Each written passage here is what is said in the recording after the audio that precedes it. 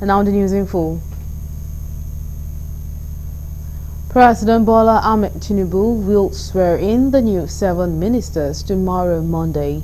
The ministers are Dr. Nantawi Yilwada, Minister of Humanitarian Affairs and Poverty Reduction; Muhammadu Megari Dingyadi, Minister of Labour and Employment; Bianca Odinaka Odumegu Ojukwu, Minister of State, Foreign Affairs. Others are Dr. Jumoke Oduwole, Minister of Industry, Trade and Investment; Idi Mukhtar Meha, Minister of Livestock Development; Yusuf Abdullahi Atta, Minister of State, Housing and Urban Development; and Dr. Suwaiba Saeed Ahmed, Minister of State Education. Bayo Nonuga, Special Advisor to the President on Information and Strategy, made the announcement on Sunday on his X handle. He said the swearing-in is in the wake of the Senate confirmation of the ministers last week.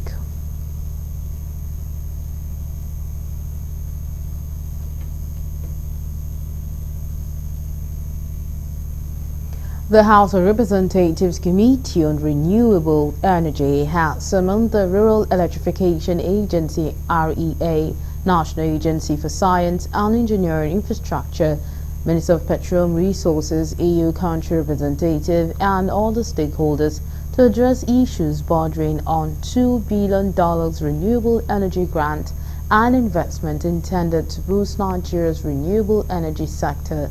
The committee is investigating the investment following a motion by Representative Oke John, who highlighted that since 2015, substantial investment and foreign grants have been directed to the renewable energy sector with limited impact on Nigeria's energy security. The probe will cover funds received between 2015 and 2024. Representative Victor Afam Ogene, the committee chairman, in a statement on Sunday, noted that despite REA's 2022 report of $2 billion invested in renewable energy over the past decade, significant progress in the sector remains elusive. He emphasized that the purpose of the investigation is to ensure transparency in handling of public resources. The invited agencies include REA, Naseni Solar Energy Limited, Ministry of Petroleum Resources, the EU representative, Union Bank Compliance Department, Federal Ministry of Power, and several other government bodies and stakeholders. The public hearing will take place on November 5th and 6th, 2024.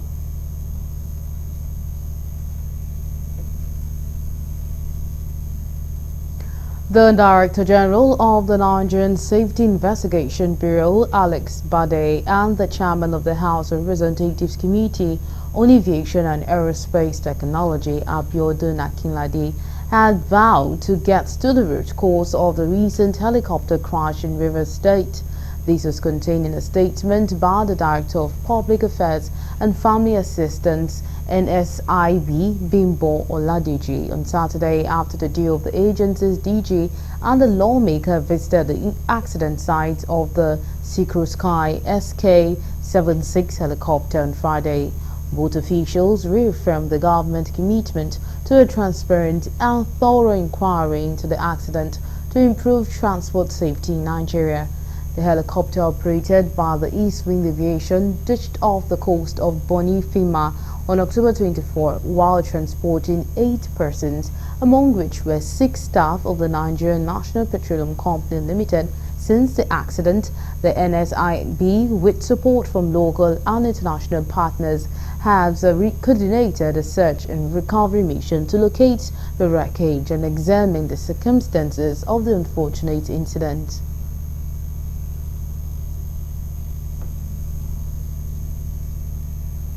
The Nigeria Correctional Service has debunked reports that the suspect 2 minors arraigned before Justice Abiora Igwetu at the Federal High Court Abuja for treason were remanded in one of the adult custodial centers in Abuja. A statement by the Public Relations Officer of the service, Umar Abubakar, says the report has no iota of truth as the service operates based on best correctional and global practices. It stated that the Nigerian Correctional Service Act 2019 has empowered the controllers of corrections as well as superintendents in charge of custodial centers not to admit juveniles in facilities meant for adults. According to the statements, the Act also mandated the service to reject more intake of inmates where it is apparent that the custodial facility in question is filled to capacity. The statement informed the public that the said suspects were rejected and none was remanded in adult custodial facilities, and assured the public that the Nigerian Correctional Service will continue to uphold professionalism as well as respect for human rights and standard rules for the treatment of juvenile offenders. Arewa Consultative Forum, ACF, the mouthpiece of Northern Nigeria, has demanded the immediate release and compensation of citizens detained following their participation in the August 2024 #EndBadGovernance protest. ACF National Publicity Secretary Professor Tukur Mohammed Baba, in a statement, criticized the ongoing trial of the protesters, many of whom are reportedly minors, describing it as a gross display of official high-handedness. According to the ACF, the federal government's approach, including stringent bail conditions set at 10 million naira, reflects an unwarranted crackdown on citizens exercising their right.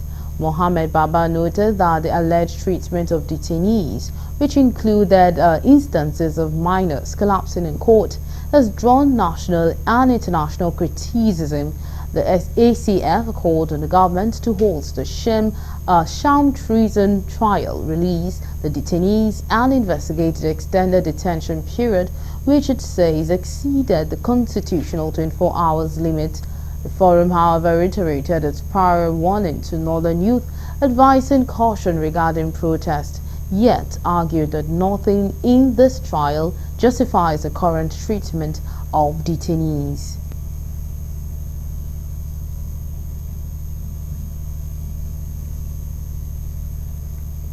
Operatives of the National Drug Law Enforcement Agency have recovered drug consignment worth 74.4 billion naira hidden in the laboratories of an Ethiopian airline aircraft. The drugs, according to a statement on Sunday by the NDLA spokesperson Femi Babafemi, were discovered during the post-landing cleaning of flight ET-900 from Addis Ababa to Lagos on October 29, 2024. Babafemi stated that the drugs were wrapped in 9 polythene bags and concealed in the waste collectors in the 2 rear laboratories of the aircraft. He added that at least 30 suspects were being questioned in connection with the drug uncovered. Babafemi said the attempt by members of an international drug syndicate operating between Brazil, Ethiopia, and Nigeria to smuggle into Lagos a total of 854 wraps of cocaine weighing 18.72 kilograms has been thwarted, with the consignment recovered by NDLA operatives at Murtala Mohammed International Airport, MMIA, Ikeja. Meanwhile, Babafemi said drugs concealed in body cream containers and artworks were also recovered by agencies operatives. At the Apapa Seaport in Lagos, Babafemi said NDLA operatives intercepted 754,000 pills of tapentadol and acetaminophen, 225 mg worth of 525 million naira in a targeted and watch-listed container from India during a joint examination with customs service officers and other security agencies, among others, on October 29, 2024. You're still on to Galaxy Primetime News, and coming up next.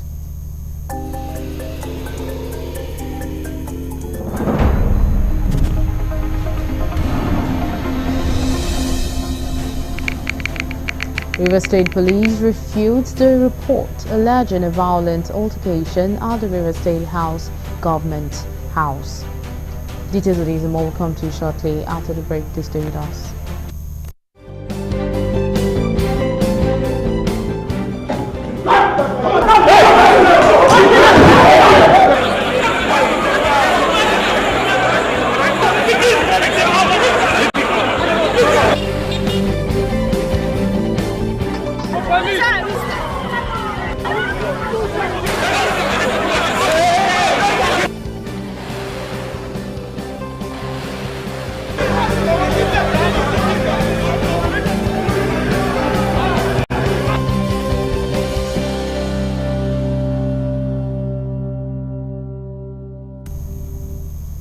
We're glad to have you back. Now, for more updates and latest news, please visit our website www.galaxytvonline.com.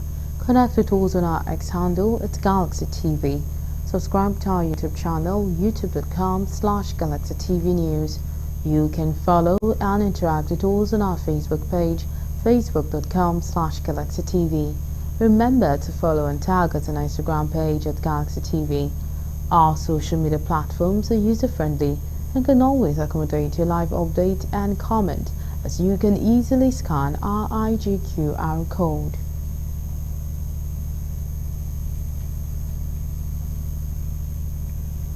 The Nigeria Police Force has arrested 130 suspects comprising of 113 foreign nationals, 87 males and 26 females, primarily of Chinese and Malaysian origin, and their 17 Nigerian collaborators, 4 males and 13 females, for their alleged involvement in high-level cybercrimes, hacking and activities that threaten national security. This strategic operation was conducted through a coordinated raid on a building at the next cash and carry area of Jahi, Abuja, where the suspects were reportedly using computers and other sophisticated devices to facilitate criminal activities. According to the force public relations officer Muyiwa Adejobi, the operation, which was led by the Assistant Inspector General of Police for Zone 7 Headquarters Abuja, AIG Benetigwe, on Saturday, 3rd November 2024, comprised officers of the Nigeria Police Force Zone 7 Command Abuja and the National Cybercrime Center NPF-NCCCC. The statement disclosed that the matter is being investigated while exhibits recovered from the suspect are being analyzed scientifically. Analyzing the exhibit recovered from them, the force promised to charge all suspects to court upon conclusion of all investigations.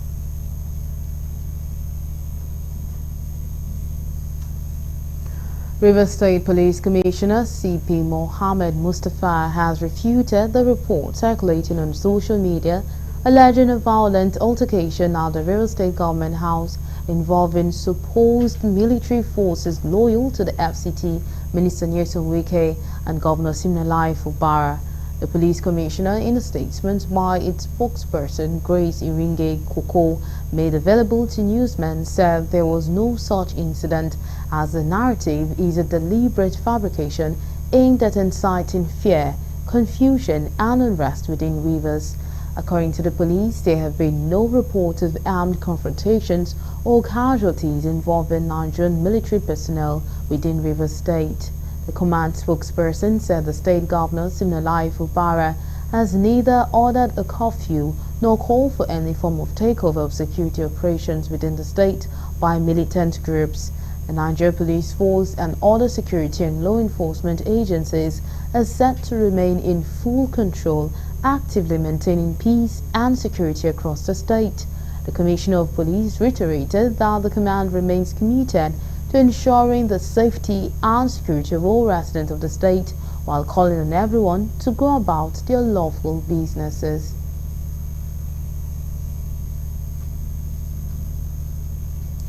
Meanwhile, Rivers State Governor Siminalayi Fubara has revealed that the current political crisis rocking the state is for the sole control of the state resources. Governor Fubara made the revelation while addressing the congregation at the Omega Power Ministries headquarters in Mbudu near Port Harcourt. The governor, however, said for continuous prayers from the church in order for his administration to remain focused. We assure you, we will not fail you. We will not fail you. There is a reason for all this crisis, and that reason is the control of the resources of Rivers State. Rivers State resources belong to you. and we will make sure that that resources is applied judiciously for the betterment of Rivers State. What you owe us is just one thing: continue to pray for us. Let us not lose focus, because we know the devil is always at work.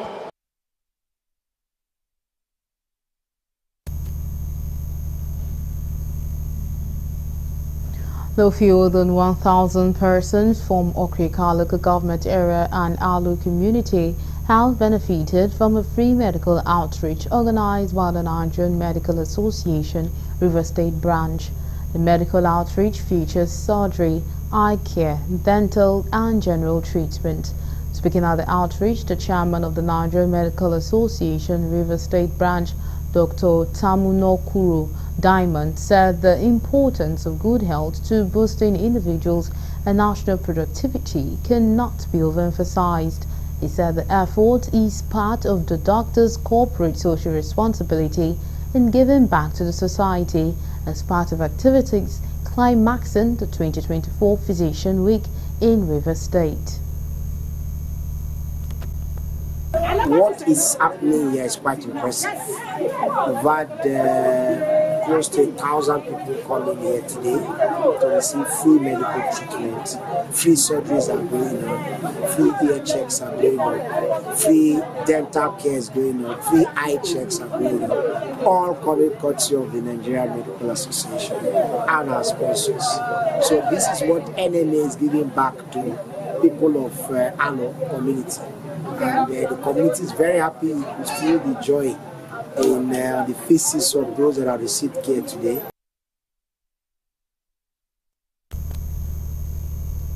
Some of the beneficiaries expressed gratitude for the medical outreach, saying it came at a better time when the country is going through hard times. Attending to people, everybody, they make sure that yes, everybody gets this free medical medicine. So when I came, I told her, my doctor is running temperature. She said immediately I should go to the children doctor and see doctor. So immediately they attended to me and they gave me this drug, all the drugs. The four children I came with, they are all attended to me. Came in respect of this free medical care from the physicians to assess myself in the medical area. The process is going well. Though I did not come early, but at least I'm happily attended to, and these drugs were given to me free. I did not pay any money for it to get these drugs. Beyond this free medical outreach, I think people should take time to go for annual medical checkups and screening. So we don't encourage people to just wait. We wait once every year when people come for medical outreaches. We come out. Like the community where we are in right now, the teaching hospital is just a stone's throw. So we expect that when people have medical conditions and ailments, they should seek help. I'm so glad to see this outreach today because this is the doctors giving back to society. We celebrate our doctors. We work so hard. And we have decided to come and give free medical care to members of the community of which we are part of, which is the Alu community. I believe it will be a great period for Rivers State where we have a lot of our people having health insurance. So kudos to the Rivers State government for giving free registrations to members of the community. Breast cancer is a disease in which abnormal breast cells grow out of control and form tumors. If left unchecked, the tumors can spread throughout the body and become fatal. Phoebe Sukai is a survivor of breast cancer. She narrates her story and how she was able to survive the dreaded disease. Galaxy TV Bozan Yakusak has details in this report. Phoebe had always been a pillar of strength for her family and friends. Her bright smile and infectious laughter could light up even the darkest of rooms. But one fateful day, her world was shaken to its core. It started with a routine mammogram. Phoebe, then 42, had been diligent about her annual checkups. This time, however, the result revealed an abnormality. Further tests confirmed the unthinkable. She had breast cancer. The diagnosis felt like a punch to the gut. Phoebe's mind went blank as she struggled to process the news. How could this be happening to her? She was healthy, active, and had no family history of cancer. The thoughts swirled and fear began to creep in. In the days that followed, Phoebe felt like she was walking through a dense fog. Every step seemed heavy, every decision daunting. She wondered if she would lose her hair, her breast, or even her life. The uncertainty was suffocating. When I was first informed that I have breast cancer, it was traumatic. Because as at that time, I was made to be aware, or I was informed that cancer has no cure. But I will say mine came with a difference because it was detected early, and I approached the hospital, I approached my doctors, and I followed instructions religiously, despite the fact that it was traumatic. But then I was assured that it will be okay. Phoebe's journey had changed her. She had confronted mortality and emerged stronger, wiser, and more compassionate. She realized that life was a gift, fragile and precious. In the years that followed, Phoebe became an advocate for breast cancer awareness. She shared her story, inspiring others to stay vigilant and seek support. Her experience had taught her that even in darkness, there is always hope. Phoebe's unyielding spirit had carried her through the storm. She stood as a testament to the human capacity for resilience, a shining example of what it means to face adversity and emerge triumphant. Breast cancer is attacked early. In the first stage, is curable. It's not a death sentence, but it's a situation that we find ourselves in. Many diseases kill more than cancer. Even malaria kills more than cancer. So why are people being stigmatized if they have cancer? Whether your breast is cut off or two of your breasts as a lady is cut off, people begin to look at you as somebody that they stigmatize. But that's not the issue. We are saying we should work for survivors. But as she looked into the eyes of her loving husband and children, Phoebe found a spark within her. She knew she had to fight, not just for herself, but for them. Phoebe began the long and arduous journey of treatment. Surgery, chemotherapy, and radiation became her new reality.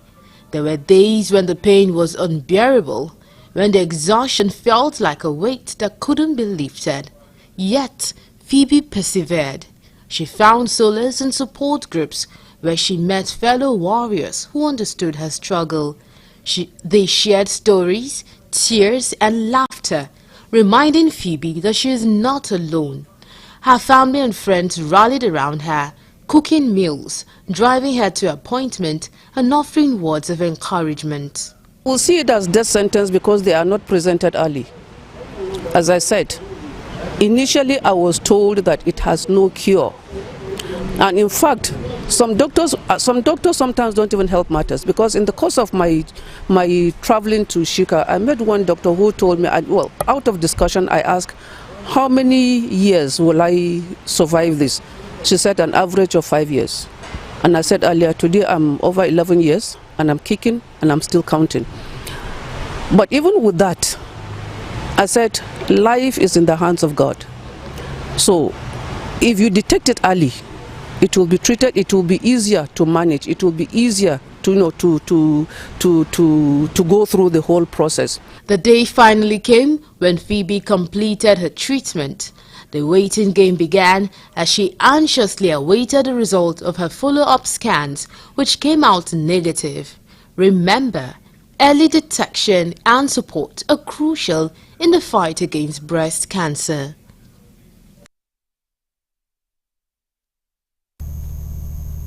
Now we'll go on a quick break, and when we return, the news continues. Just stay with us.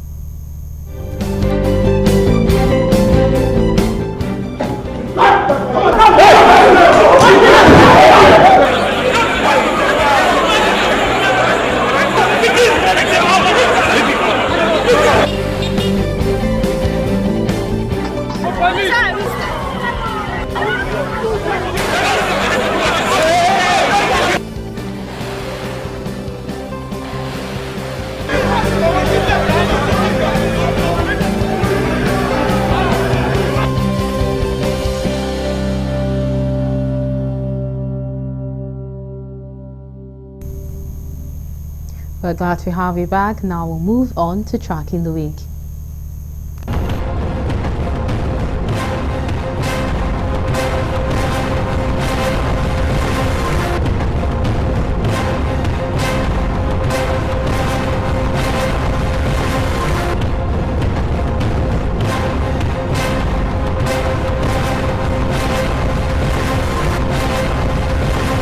Welcome to Tracking the Week. On Monday, the governors of 19 northern states met with traditional rulers from the region in Kaduna State to discuss critical issues affecting the region. The meeting was part of the Northern State Governors Forum's effort to engage with key stakeholders and address pressing concerns, especially the lingering insecurity, poverty, out-of-school children, and other socio-economic challenges ravaging the region. The meeting, which was chaired by Chairman of the Forum and Governor of Gombe State Inuwa Yahya and hosted by Governor Obasani at Sakashim Ibrahim Government House in Kaduna, had in attendance the governors of Kaduna, Gombe, Zamfara, Nasarawa, Borno, Bauchi, Kwara and the Adamawa states. Also present were deputy governors from other northern states. The Chief of Defence Staff, General Christopher Musa, also attended the meeting and briefed the governors on efforts by the military to tackle banditry, terrorism and other security challenges bedeviling the northern region. Also on Monday, following the directives from the Non-Academic Staff Union of Universities (NASU) and Senior Staff Association of Nigerian Universities (SANU) to embark on an indefinite nationwide strike, the University of Ibadan branch commenced the strike over unpaid 4 months without salaries despite numerous memoranda of agreement since 2009. Speaking with journalists after the emergency Congress meeting held at the University of Ibadan, members of both unions say they are joining the call by the national body. Chairman, Non-Academic Staff Union NASU, Comrade Ogunlade Oluwafemi, and his counterpart from SANU, Comrade Abiodun Omishore, expressed disappointment and frustration, stating that numerous letters, meetings and protests have not yielded any result. On Tuesday, President Bola Tinubu launched the 2025 Armed Forces Remembrance Day emblem and the Pew Fund. He performed a brief ceremony at Council Chambers of the State House, where he seized the opportunity to commend the armed forces for their role as the first line of defense in protecting the country. The president specifically highlighted the roles played by the military in combating all threats to national security. According to Tinubu, it will be impossible to promote peace and development without security, hence the patriotic commitment of the armed forces to Nigeria's unity, stability and progress remains invaluable. In appreciation of the effort of fallen heroes to national security, the Secretary of Government of the Federation, George Akome, pledged the donation of 500 million naira on behalf of officials of government. Also on Tuesday, the Transmission Company of Nigeria blamed the prolonged power outage in the northern part of Nigeria on lingering spate of insecurity in the area. The managing director of the company, Engineer Abdulaziz Sule, while speaking with journalists in Abuja, said all attempts being made to repair the damaged Shiroro Mando 330 kV SC Line 1 and 2 have been threatened by bandits. Correspondent Kunle reported that Engineer Abdulaziz Sule stressed that efforts were made to use local vigilantes who confirmed snap conductor on the tower but could not identify the tower number. Speaking in the same vein, the Minister of Power, Adebayo Adelabo, revealed that engineers working on the line repair work under the surveillance of security personnel and leave the site by 6 p.m. On Wednesday, the Senate confirmed nomination of all 7 ministerial designates forwarded to it by President Bola Tinubu. At plenary, the nominees, after submitting all their credentials and other documents, were admitted into the chamber for screening. Correspondent Kunle reported that the Senate President Godswill Akpabio, who chaired the session, said the exercise was approved by the Committee of Whole, adding that the Senate would be thorough in its constitutional duties. The nominees were thereafter screened one after the other, with senators asking probing questions to ascertain the competence of the nominees. At the end of the exercise, the Senate President Godswill Akpabio subjected the outcome of the exercise to the approval of the House. The nomination of all nominees were thereafter approved by the senators. Still on Wednesday, the Federal High Court in Abuja stopped Central Bank of Nigeria from further releasing monthly financial allocation to Rivers State government. The court held that the receipt and disbursement of monthly allocations since January this year by Governor Siminalayi Fubara is a constitutional somersault, an aberration that must not be allowed to continue. Justice Joyce Abdul-Malik, who issued the order, held that the presentation of the 2024 budget by Fubara before a 4-member Rivers House of Assembly was an affront to the constitutional provision. It was reported that the judge said that Fubara's action in implementing unlawful budgets marked gross violation of the 1999 Constitution he swore to protect. President Bola Tinubu in Abuja said the cordial relations enjoyed between Nigeria, Republic of France, People's Republic of China and Kingdom of Denmark over many years should translate into mutual economic benefit for citizens, particularly in key areas of education, health and infrastructure. The president gave an assurance of expanding economic diplomacy at the ceremony at the State House to receive letters of credence from the Ambassador of French Republic, Marc Forbostier, Ambassador of Kingdom of Denmark, Jen Olen Bash Ansen, and Ambassador of People's Republic of China, Yu Denhai. President Tinubu, who is scheduled to pay a state visit to France, told the French ambassador that his friendship with Emmanuel Macron and the diplomatic ties between both countries should be felt by citizens. He urged for the French support for the ongoing reforms in the country, which seeks to strengthen institutions and improve livelihood of citizens. Still on Thursday, the National Economic Council has asked that tax reform bills be withdrawn from the National Assembly so as to allow for wider consultation and consideration for the benefit of Nigerians. Oyo State Governor Seyi Makinde announced this while briefing State House correspondent as part of a resolution reached after the Council took presentation from the Fiscal Policy and Tax Reform Committee during the meeting presided over by Vice President Kashim Shettima. Also, following the devastating effect of recent flooding in 217 local governments of 34 states across the country, the National Economic Council, among other resolutions, charged the Federal Ministry of Water Resources to conduct a massive integrity test on major dams in the country. Governor of Anambra State, Charles Soludo, also hinted that the Council has called for more effort and collaboration from the state emergency management agencies towards mitigating devastating effects of flooding. On Friday, President Bola Tinubu received the National Economic Council's recommendation that the tax reform bills already sent to the National Assembly will be withdrawn for further consultation. In a statement issued on Friday, Bayo Ononuga, Special Advisor to the President, Information and Strategy, said Tinubu commended the National Economic Council members, especially Vice President Shettima and 36 state government for their advice, but believes that the legislative process, which has already begun, provides an opportunity for inputs and necessary changes without withdrawing the bill from the National Assembly, while urging the NEC to allow the process to take its full course. President Tinubu welcomes further consultation and engagement with key stakeholders to address any reservation about the bill, while the National Assembly considers them for passage. Still on Friday, there was mild drama at the Federal High Court as some of the children among the 76 protesters fainted in court. They were brought to court for arraignment before Justice Obiora Egwatu. Correspondent Kolojo reported that the courtroom was thrown into confusion when some of the minors among the detained 76 and bad governance protesters collapsed.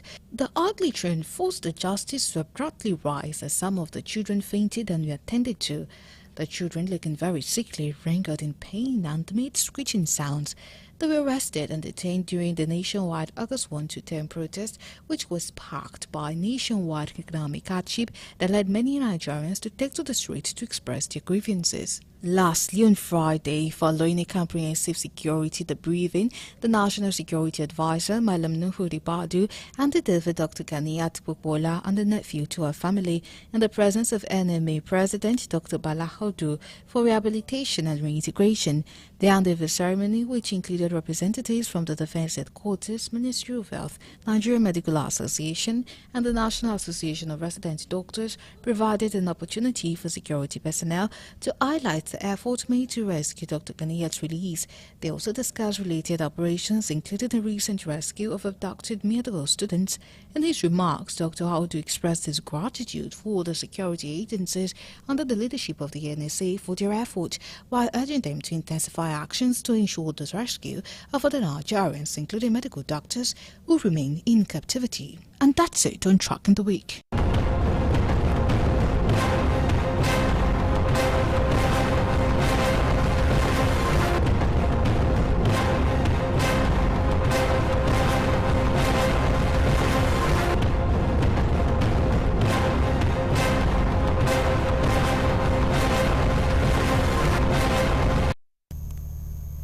And now we'll move over to the foreign desk for more news.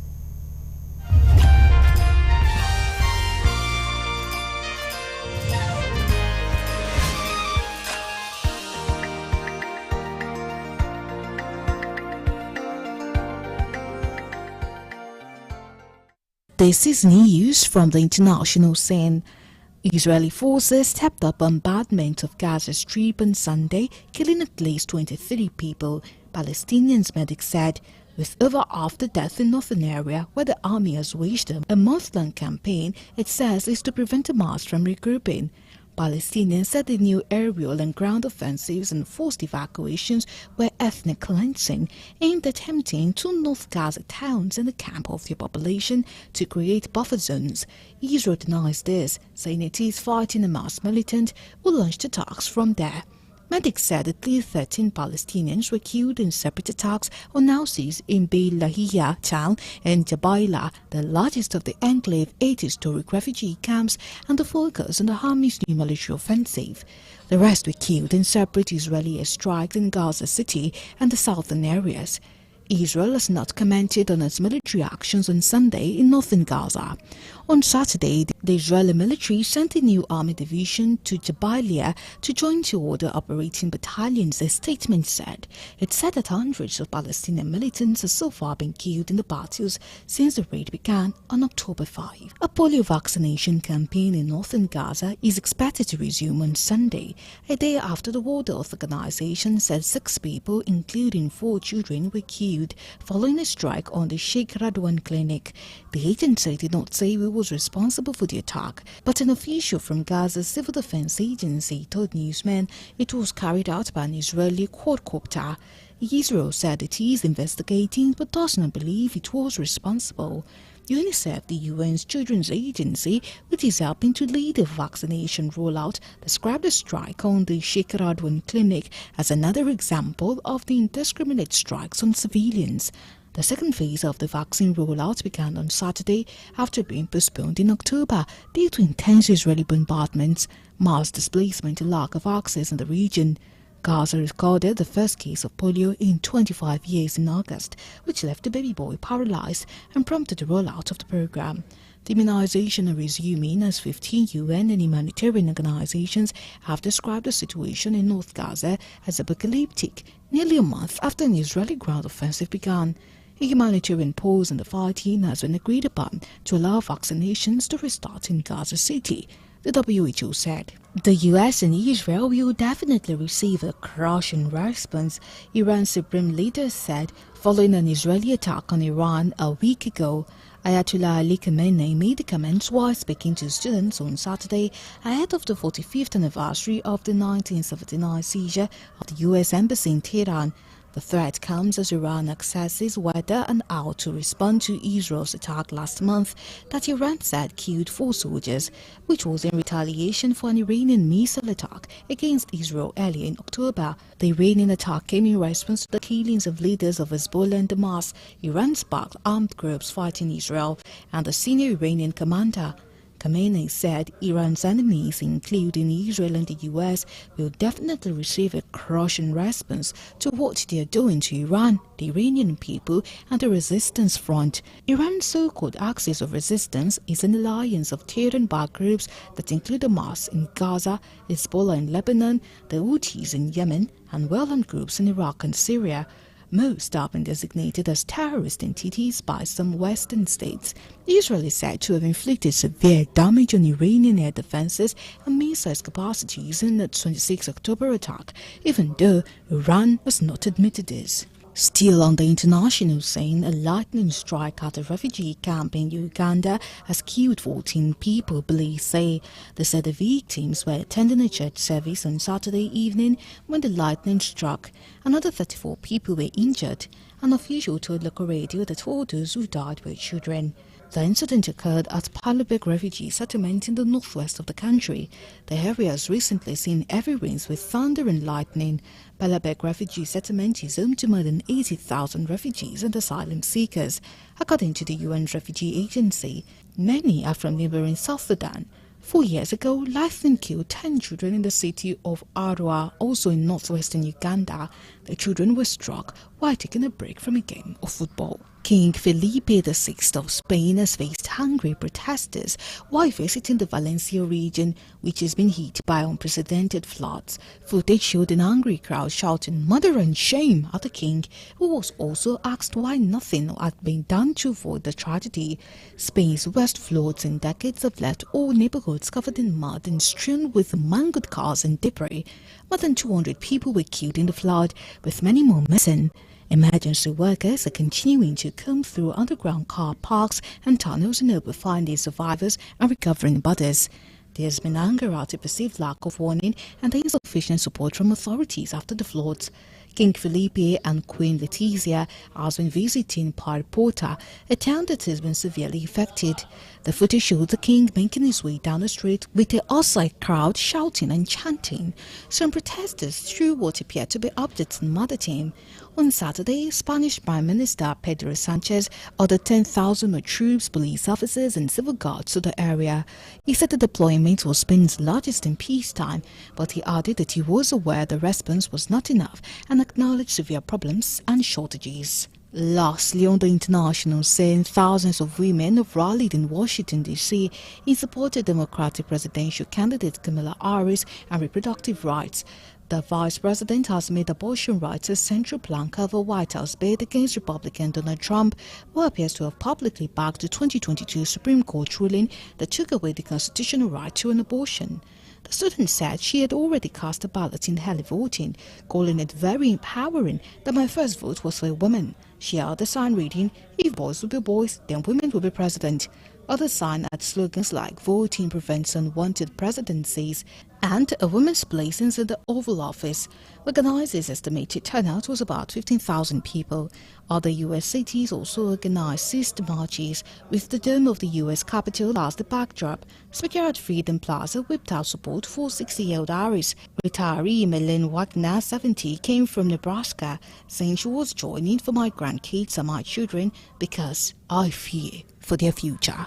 And that's it from the international scene.